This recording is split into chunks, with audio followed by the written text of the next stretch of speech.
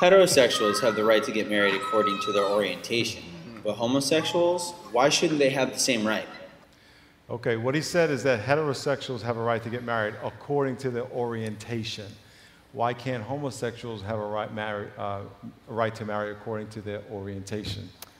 I think that's a common misconception because heterosexuals can't get married according to their orientation or sexual desires. People can get married based upon their inborn design. I mean, I don't mean to be crass, but men and women's body parts fit together to become a single organism for... I hear it, amen. For the purpose of creating children. And you know, it's very similar to the function of the heart to pump blood throughout the body. I mean, it's a biological function.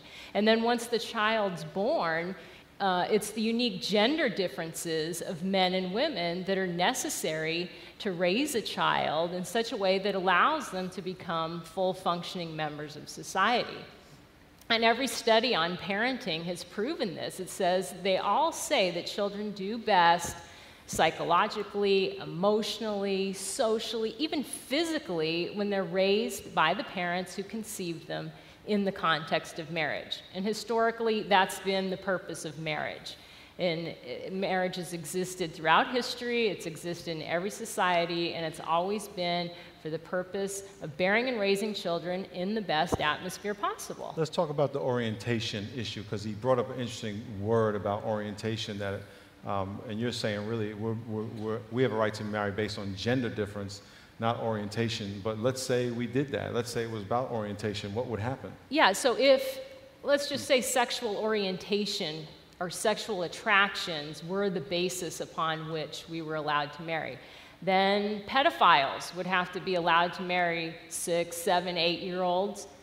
The man from Massachusetts who petitioned to marry his horse after marriage was instituted in Massachusetts, he'd have to be allowed to do so. Mothers and sons, sisters and brothers, any combination would have to be allowed. So I think we have to understand the big picture and what does the Word of God say. And if you're talking about just love, then anything goes, and then you throw out all rules, and then dominoes start happening. So we have to understand the big picture, and understand there's a big strategy. Remember, our enemy is not people. We don't wrestle against flesh and blood. We wrestle against rulers, authorities, and principalities in the heavenly places. Satan understands how to break down the family and break down the culture and destroy the image of God. So it's a way bigger than just these two people loving each other. Because if love is only the criteria, then anything will go.